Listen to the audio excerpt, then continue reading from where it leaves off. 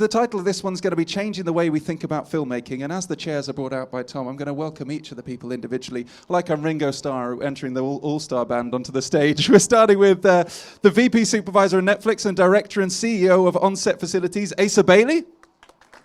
Asa, come take a seat wherever you feel like it. We met him earlier as a cinematographer. He's also the Director of Development at Procam, Saul Gittens. Here he comes. Thank you, Saul. Welcome back. Head of Production at DNEG, Zaira Brilhante. An award-winning VFX artist and VP Director, that's Hazraf Dulal, sorry. And welcoming back from Absen, we got Brian there as well. Brian, welcome back, Brian, as well, please. Thank you. I can use this little wheelie one over here. It's fine. I quite like it. I can wheel around. I think we're going to save that. Have we got a handheld mic just in case these go down? These lapel mics, just they have a tendency to. We'll bring that out as well. Welcome, guys. Thank you all for being here and joining us for this chat. Now, this is really a time for us to get in with the creatives and understand how this technology has changed the way that you all work. And I might start with you. Thank you. Well, let's hang on to that. Just I think we've had some issues with the mic. I might start with you, Asa, if that's okay. Starting right in the middle here, only because I was going through your bio. Hello. And of course now it's Director of On-Set Facilities. There was VP Supervisor of Netflix. There were several things in there. And driving production innovation's always been a big part of that. But obviously what the discipline means has changed a lot. And this is more beginning on your role and how that's changed in the past few years with VP becoming more prominent. Okay, so for us it started in a shed in Wales about 5-6 years ago. We've just moved from the shed and we're now in a big space centre, which is fantastic. But it started in the shed, and it started with my frustration as a director. I had quite an interesting career as a director, and I had anxiety when it came to post. So I was like, I don't like this, I want to do it in real time. And I was a gamer, and I thought, why can't I do these things in real time like I play games? And that was it. That was the start. Right. So from there, we started cooking the pipelines, and we started out with real-time compositing and shooting on green screens we stole technologies from broadcast, like new studios and things like that. And we started visualizing these virtual worlds and projecting our cast and our props into that virtual world. Then these LED things came along. So that's a shock maybe to some of you that it didn't start with LED. It started with game engines, VFX, and traditional filmmaking in a way. Then the LED came around, and it was like, in one sense, I thought we were going backwards. But it turns out we were going forwards, and they're big shiny things, so everybody could see them and get attracted to the market, so to speak. But so there's a little history as to where, I won't go on too long. My role, I'm the virtual production supervisor. I work on the production side. I work with production companies and the director, the DOP, and the production designer predominantly from script, and I stay with the project all the way through till final deliveries of my deliveries. Sounds like... It's dramatic. It is dramatic, isn't it? It's when you moved out the shed to the warehouse. I know, that's when it started. Yeah. It does sound like the shed. So I'm feeling quite at home. Yeah.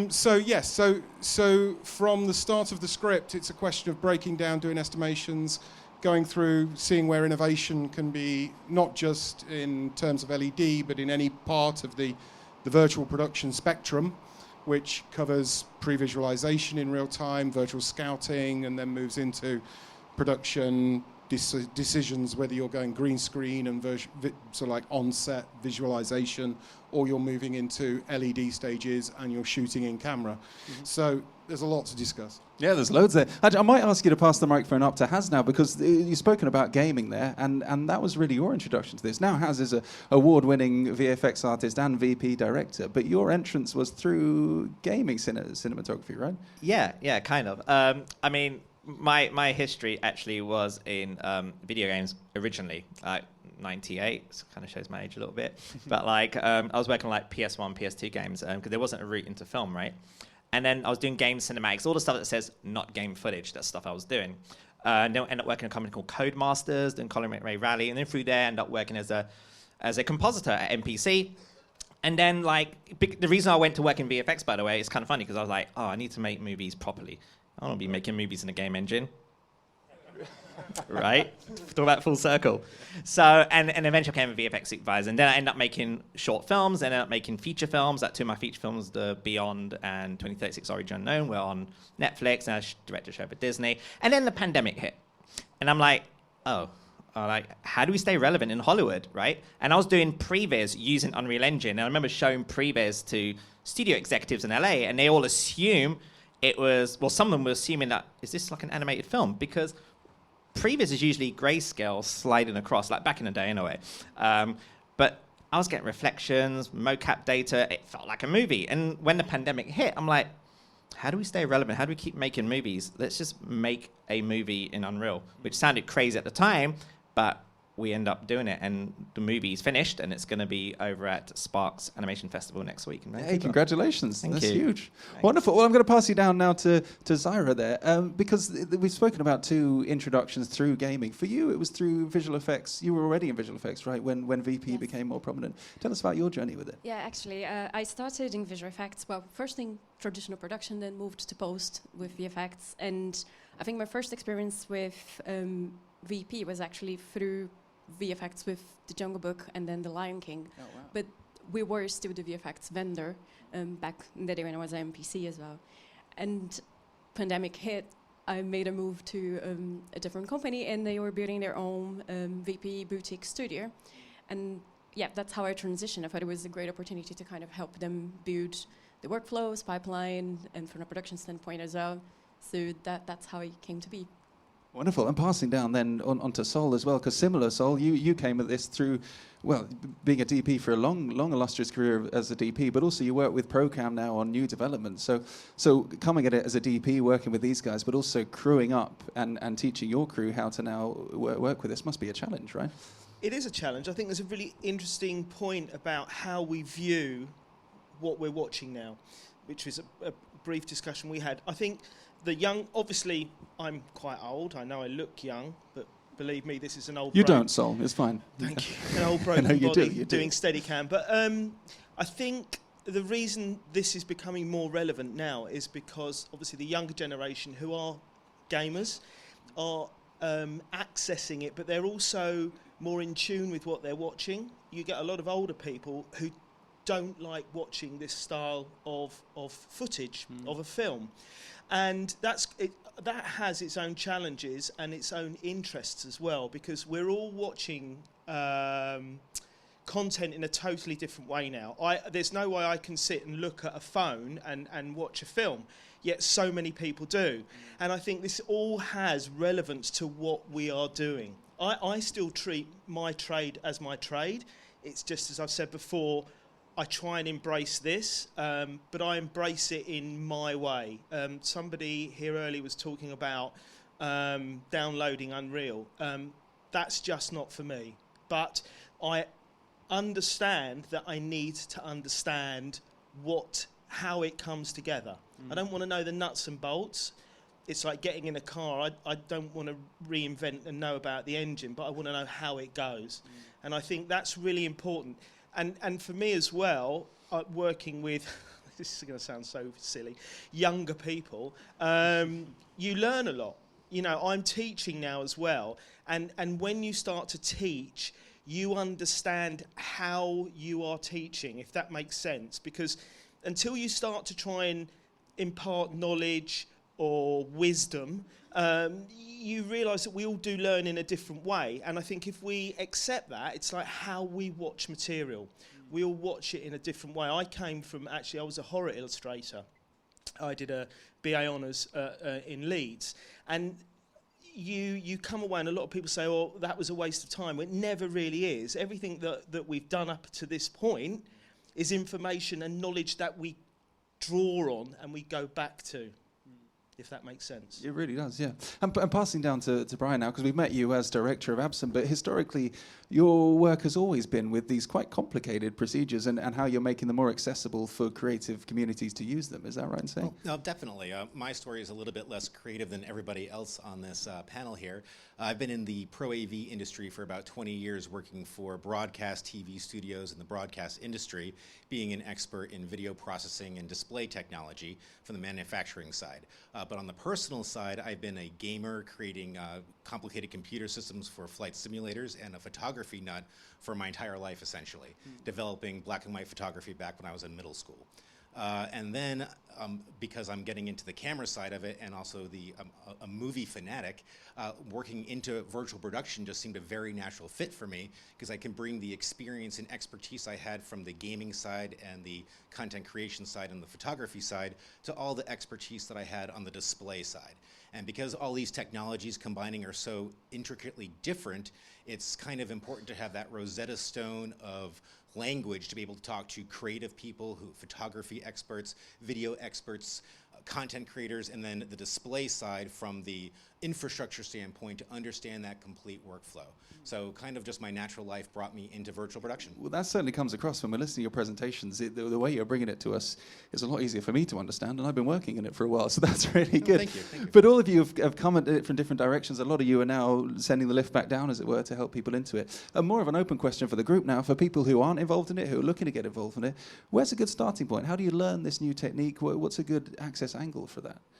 Well, I think there's some new educational programs on the market. In fact, where I live in Atlanta, Georgia, Savannah College of Art and Design is one of the foremost colleges in the area that actually have 2 of their own XR stages, teaching students the entire process of content creation and system development for XR. So that's a great way to kind of get involved, is actually go to school now for this type of industry, which I think 5 years ago didn't even exist. And I personally feel that our entire industry needs to really help with education in general, and having events like this and actually having more hands-on type approaches where students and other people can learn. I mean, even directors of photography who are normally shooting in traditional methods need to kind of now learn how to shoot in a virtual production volume, because it requires special skills. So I think the industry should embrace this new generation coming in. I think absolutely, because you're talking about new training, and obviously for someone that's coming as a blank canvas, that's fine. A lot of people say, coming to shoot virtual, it's just you bring your crew in, it's exactly the same. That's not true, is it? I mean, this is again open for the group. How has this, for filmmakers here, changed your approach to filmmaking, if that's not too open a question? I mean, how easy was it to shift your skill set into virtual production? For me, it was really simple, but I think that's also because I start meeting Mark and his team. It's made it an easier transition. You know, someone else is there holding your hand and saying, look, you know what, making mistakes is okay. And I think that's a real luxury, because sometimes you're thrown onto set and you can't make those mistakes, otherwise you're not invited back and your house gets repossessed. So I think having those moments is really good. And I think actually, because I teach as well across varied ages and abilities, it's actually bringing everything together that is the most beneficial. So people can actually not just go and do a course on one thing, but have camera there, even makeup, you know, because different things happen. You know, I just finished doing a film last week about how to light different skin tones, and I learned such a lot. I was with another DOP, and when you've got 2 DOPs and you're not on a set fighting one another, it's actually, and you're in a different environment, and it was actually really, really beneficial. And just the fact of that you have got everything there, it means the people that you're helping can understand all the other roles. I think that's what's missed sometimes. We go, this is my little world, I'm going to exist in it. In fact, this way of working has broken that down a lot, because we're all part of the journey now. We don't just get on at different stops. You know, we should be right there at the beginning, and that just comes to budget a lot of the time, you know. But there are, you know, times when I'll go, even though I'm not being paid, I want to come here and just know that next step I understand, and I'm already geared up to take the next steps. Yeah. And Asa, jump in if you can, because you're obviously facilitating the space for people to do that as well. That's right. I think the first thing, I'm looking at the audience and I'm sort of can't see any 19-year-old like Unreal Engine ninjas. So gaming can age you quite a lot. Yeah, indeed. I mean, apart from Has is a bit skilled in that department. So I think the question is, you know, how do you get into it and how do you start? I think the first thing you've got to do is it's like anything that's new and that comes out, you've got to trust, and you've got to try and find people that you can trust to guide you into this space. That could be, you know, somebody you know who does have a finger on the mouse and the keyboard that is bringing down and developing and working in those environments. And as we've said, there's a lot of initiatives at the moment to kind of generate and create this level of skills within real-time engines, and indeed in 3D creation in general. I think the worrying thing is we all think we've all got to know how to, you know, which buttons do you click and all of this kind of thing. And the truth is you don't. If you're filmmakers and you are in any sector of the broadcast or advertising or fiction, you know, you've got your skills, you've got your way of doing things. You don't need to you will need to amend them slightly. There's a long pre-production and sort of the prepping and what we do is very important.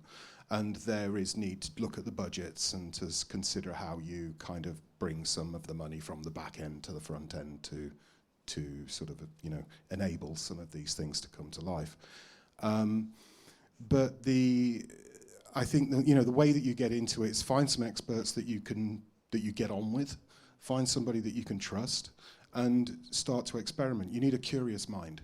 That's what I would say. And honesty with each other that none of us know what we're doing, right? No, which indeed. is always the case in this industry. No, like I say, we felt like, I compare my company a little bit to like one of the companies that I looked up to growing up, which was like Aardman. Aardman to me was fantastic. It was like, you know, these guys that created this way of doing something.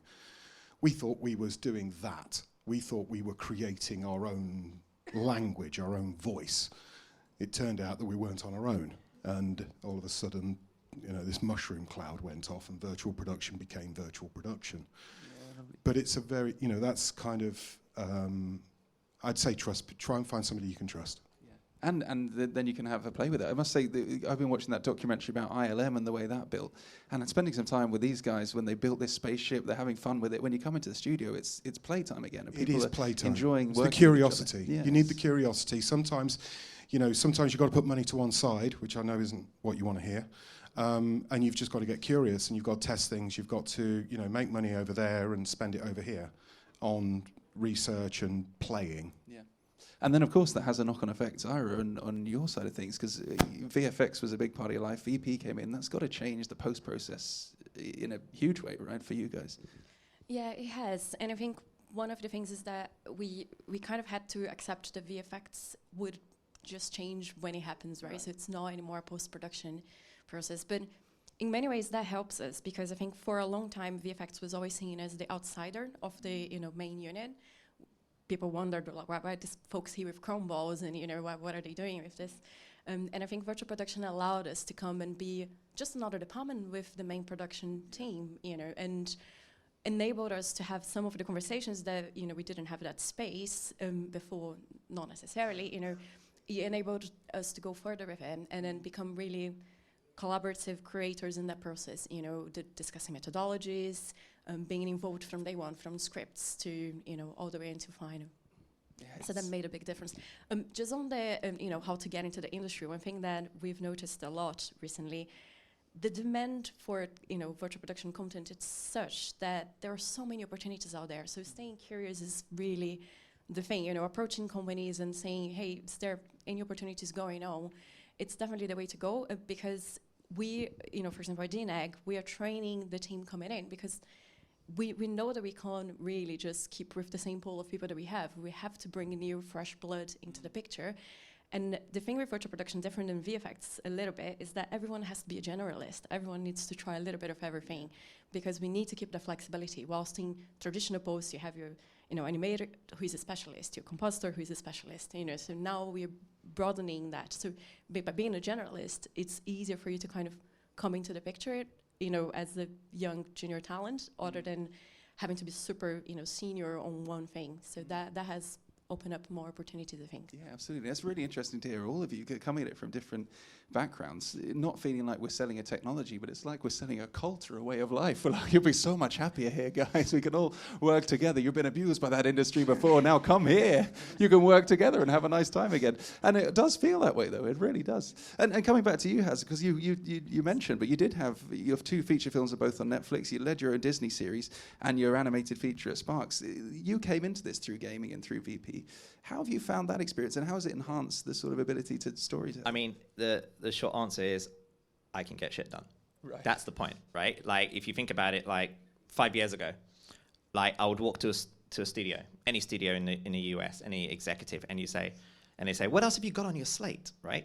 And you're like, well, I have this animated film. The minute you say animation, they're like, no, we don't, it's not in our wheelhouse. It's not what we do. We need a lot of money. And even as a production company, or even as a director, you want to do a proof of concept. Without the real-time angle, like Unreal, you'll have to like hire a bunch of artists, like you said, specialists like animators, animated TDs, and so on. And that proof of concept, the budget escalates massively, and you're not 100% sure you're going to get the financing for it, right? Yeah. And the thing about finances is, like, they read the script, that's cool, but then they want to see what it's going to look like, where they're going to put, what they're going to fund. So what we end up doing is, we're not doing the first 10 minutes of Rift, because why not, right? Yeah. And as a director, all directors are control freaks. I'm just going to say now, we just want to control the camera and everything. And on live action, we're quite limited. I can't go pick up a camera if it's a union show. And there's some things I can't do. And I'll sit in dailies for like one of the movies I did, and I'm like, I really wish I could just move that tree. And then by the time you tell a coordinator to tell the artist to move that tree 2 pixels to the left, it takes about a week by the time and that costs money, right? So what I'm able to do is like talk to my team, my head of CG, and say, this is what I want to do as a director. I want to be able to block the shots out, do the first pass. Someone else will come over and make it better. But doing that first blocking as a director, I get to have that time. We're talking about luxury that we don't have as a filmmaker.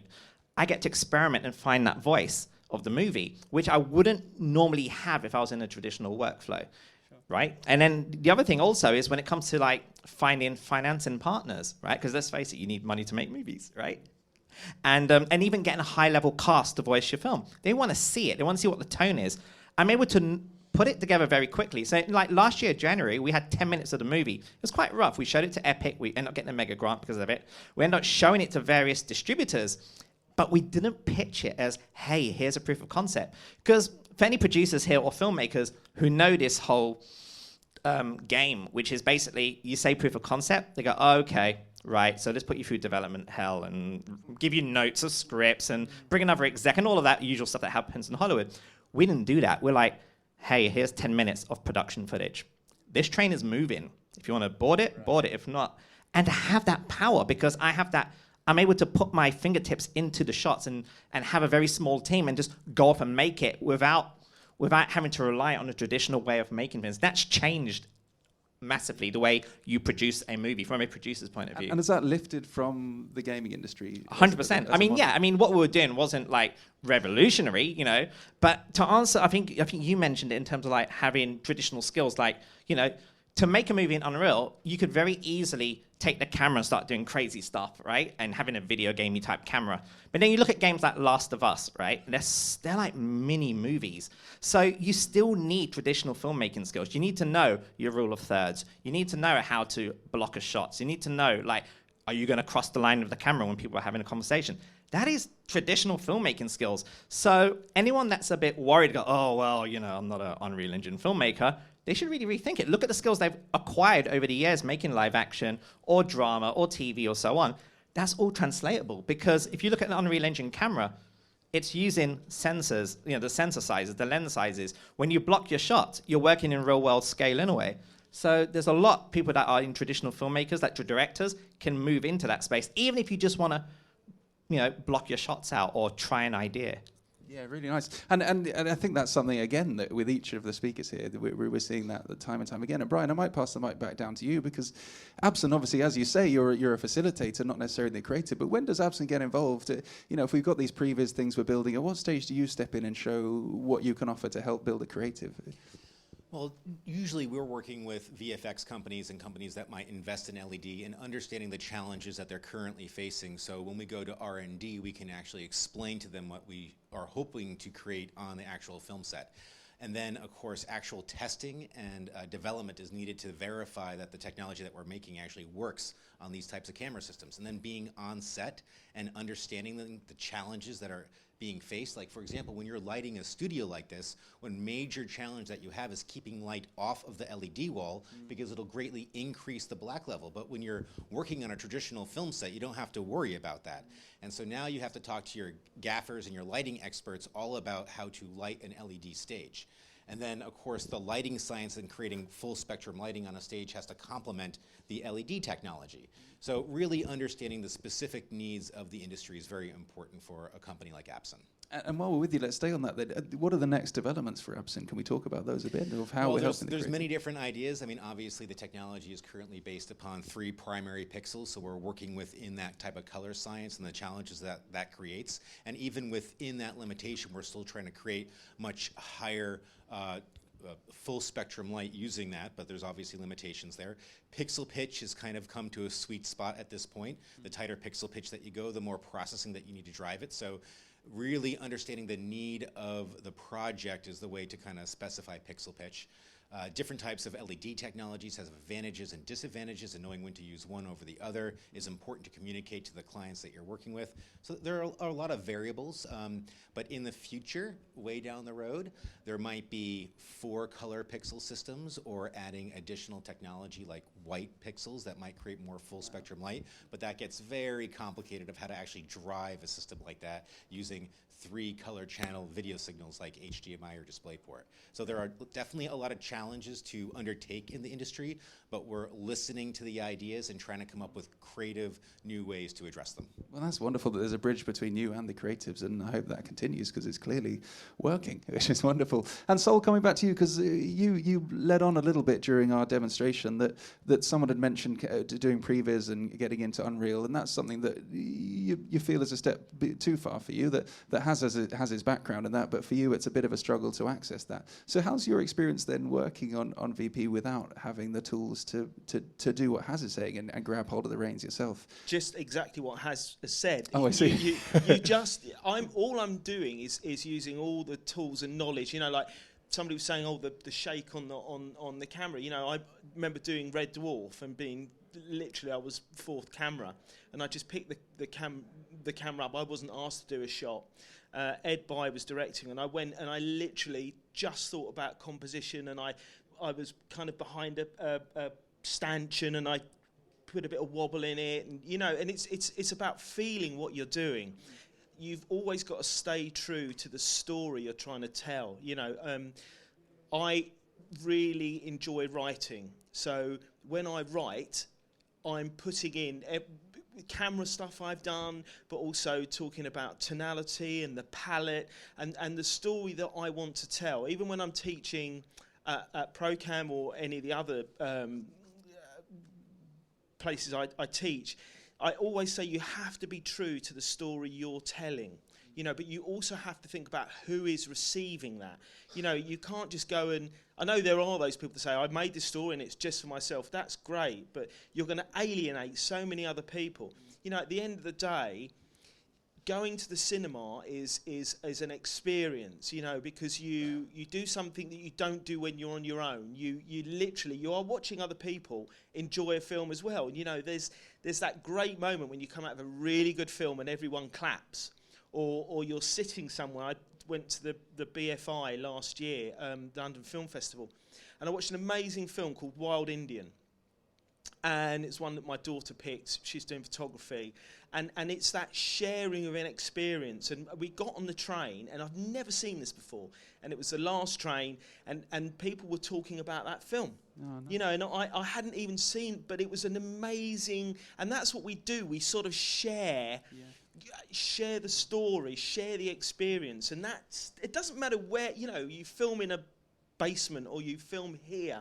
There's a story. You're telling a story. It's how you deliver that. But it enables you to tell that story better. Basically, it gives you the tools to be able to do that. Yeah. And what I mean by that is, I remember you talking about a battle scene that was taking place at sunrise, and how that was something that had to be shot over a week for an hour every day, bringing the cast back in, the crew back in. Yeah. But in this setup, obviously, I mean that's a real big production budget thing going on, which right we're coming there, on in a moment, so we don't need to dig into too much. But it is a moment to.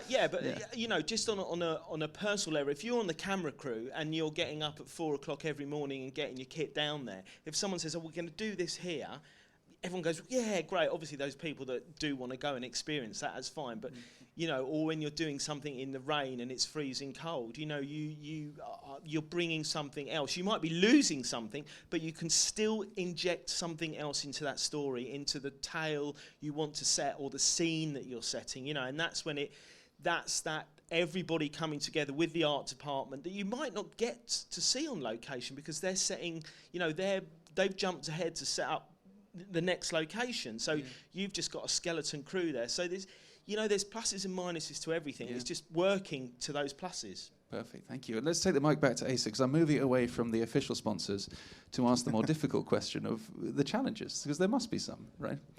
Yeah, there's loads. Yeah. And if you're comfortable to talk about them, yeah? Ranging from resistance of change to technical problems to, budget problems and corporate problems. So yeah, there's a whole heap of problems. So it's not a rosy path. But I think you've just touched on something really important, which is the sort of collaboration. The way that the process, the real-time process, so when we talk about that, we mean like what Has does in the engine. When he's working with his artists, he can be working dispersed around the world in real time, looking at things being made, and he can direct that with people sitting at a desk, pushing the 3D world around. So he's kind of like, he's working in a collaborative way straight away from day one of production, pre-visualizing and making it. So he's not sort of waiting. He's not waiting for anybody to give him the budget. He's just on it. He's doing it. He's found people that believe in him and follow that path and want to put their energies into it. So it's well, I know what it's like, mate. So you are so the director is doing that from day one of production, from receiving the script or however. And then that process continues down the pipeline to eventually where we start to, like you say about, some people still want to go out and do things on location. I've had enough. But there's many people that still want it. So we send them out to capture it. And we send out small crews. We do a small shoot outside in the real world at a location. And we will scan and we will create, and this is the sort of like, these are very technical, and a cinematographer will direct those sort of shoots and make sure the assets that come back to the studio are the correct ones, where the old folk like us are sitting going, well, thank God I didn't have to go again to the Arctic or whatever. And so the process, as I was saying, moves down the pipeline, but it's the kind of like new real-time tools that we have that enable them VFX to come to the table much sooner, and to be able to bring, like, again, work with people you trust. So you go to DNEG and you say to them, look, you guys are amazing, you've won all these awards, you're the dogs at this, can you help us with this? And it's like, yes, of course they can. And they will bring their skills forward in the pipeline to the visualization, to the wall, and to the content. And so again, it's working with who you trust, working with them in a real-time manner, and this whole process. Absen, I'm with you. It's about LED walls, but it's not. It's also about the big creative process that has been changed here, and a big part of that, again, work with your trust. If you want stage designing, talk to Absen. Talk to somebody that makes stage, that knows LED inside out. Engineers that are working in that space are rare, and they really are worth their weight in gold, because they can design these stages and these spaces, whether they be permanent or pop-up or however you want to do them. But again, talk to the right people about the right job that you need doing, and you'll be on a good good path. Yeah, wonderful. Wonderful, yeah, absolutely. Absolutely right. Listen, I've got 2 more questions, then I promise we'll open this up. And it's going back to you, Zara, because there was one that I was given to ask you, and I think it's an important one to ask. Is Fix It in Post a thing of the past? That's a very good question. So I have to say, like, Final Pixel is something that we are striving and working towards, right? But like with the risks and the challenges that we have, there is so much educating that needs to happen before we are there, you know. So I think one of the challenges is that post-production schedule that we used to have that used to last a year, now it's compressed to usually 3 months, 4 months. You can't deliver the same quality if you don't have the same amount of time. Well, you know, and then add to that all the constraints as well of dealing with a new technology and color aspects and the photorealism in Unreal versus, you know, the traditional tools that we're using VFX. So there is a lot to, you know, learn, but it is improving, you know, and the whole blending of the practical set with the background, making sure the colors add up and all the jazz. You know, I think at the moment we're not at a place that we can say, yeah, there is no comping to be done later down the line. Right. You know, you can scrap all your post-production.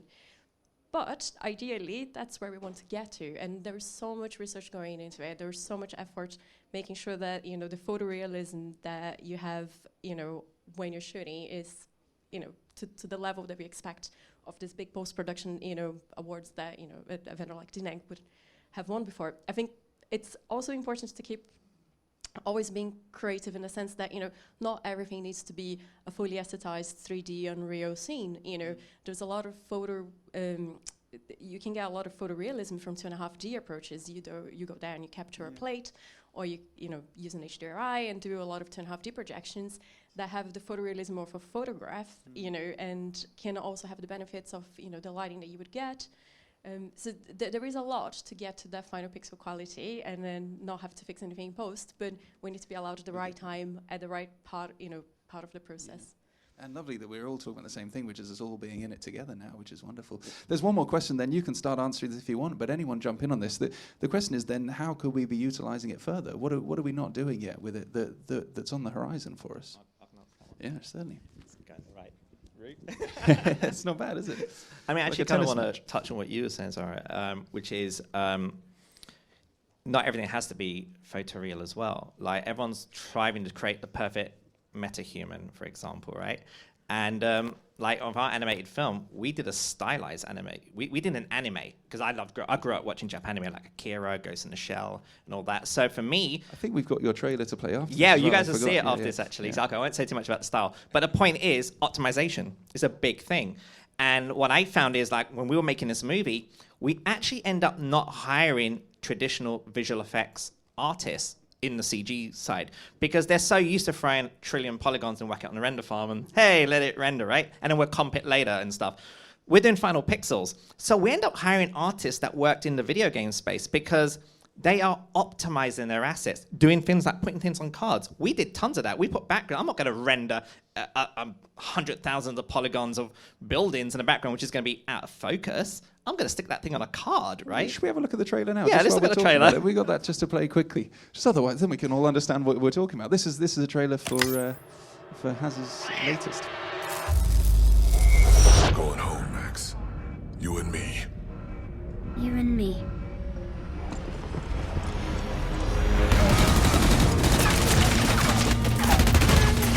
Keep your fire away from the asset. Run!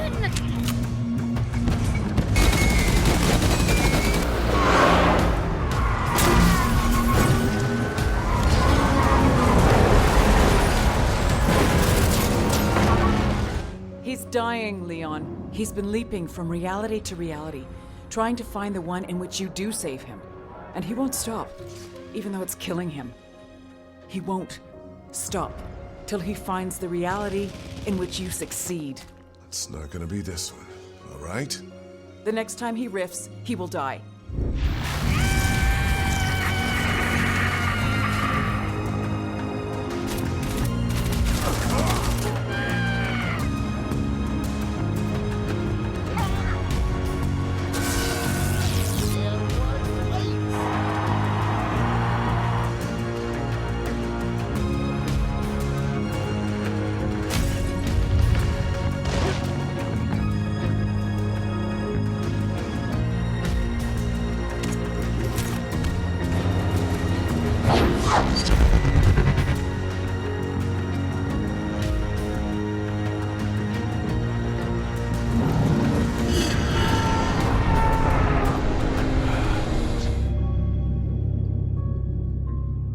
Max.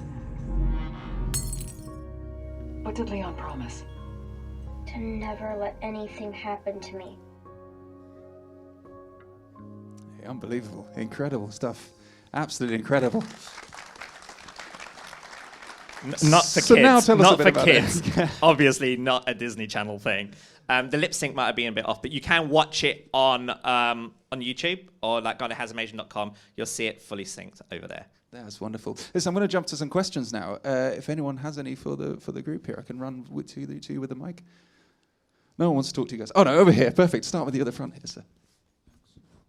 It's a question for Zara. I just wondered, with the fairly recent directorial debut with Paul Franklin's project, his short film, I just wondered, did you have any involvement with that? And if you did, how you felt that Paul's involvement in that might have changed the profile and the work processes at DNEG, which has obviously been, up until now, really known for high-end post, along with the likes of, frame store, moving pics, etc. Yeah, sorry, I didn't catch the name of the actual film that you were talking about. You've got me there. I'm just blanking on it. It's the sort of like the political thriller. Yes. Fireworks. Yes. Yeah. So I wasn't personally involved in it because I joined DNEG in January, but our virtual production team worked on it. And sorry, what? Just help me out again. What was the question? How that it? Yeah. So, so virtual production at DNEG kind of changed shape early this year as I think, follow-up from this project and another project that we did last year, which was Pinocchio. We're working on that one as well. So it's taking a bit of it's growing exponentially. I can say that when I started back in January, we were about 25 people. We've just this month, we've set ourselves a goal of hitting 100 people as a division, and we've hit that this month instead of end of the year, which was what we had set ourselves for. So it is changing. Virtual production has become a big part of what DNEG does at the moment, and we've got our own volume here in London. We, got 3 units of on-set services across the globe. We've got a unit in New Zealand at the moment, one in LA, one here. So it's become a big part of what we do as a company. Thank you. Another question. Yes, question for Has. Your movie, are you planning to make it available to view on a PlayStation or Xbox for us who want to see it live in engine? Funny you should say that, because we're actually making the video game version of the movie, and it just came at pure accident. I mean, the fact that we're in a game engine in the first place, but I wanted to animate that car sequence, and I'm not exactly the best Pixar level animator, for car suspensions. So we end up rigging the car in a game mode and started moving the controller and then capturing that motion and then baking that as an animation in sequencer later. And then we realized, whoa, this was fun. This could be a game. So we end up, in fact, you can play the demo on Steam. If you go to Steam, type in Riv, you can download the first level of the game just to get people going. But yeah, it does open the question, like if we are in the world of real time, could we distribute it in a real time way and do interactive movie versions? So yeah, these are all things definitely, it's kind of like the core of my company, essentially. It's really good. And I have a good question. How much did you pay him to ask that question? Checks in the post. Anyone else? We've got time for a couple more if anyone has another question. Yeah. Anyone else at all? Any other questions? Well, wonderful then. Well, let's give it up one more time for our panel then, everyone. We got Haz, we got Zero, we've got Sol, we got Asa. And Brian, you're going to stay where you are because we're moving swiftly from creative into business. So we're going to let these guys go. Thank you one more time to this panel, guys. And we're moving straight into a business panel, which you're going to take on. I'm going to hand this microphone over now to Brian. Brian.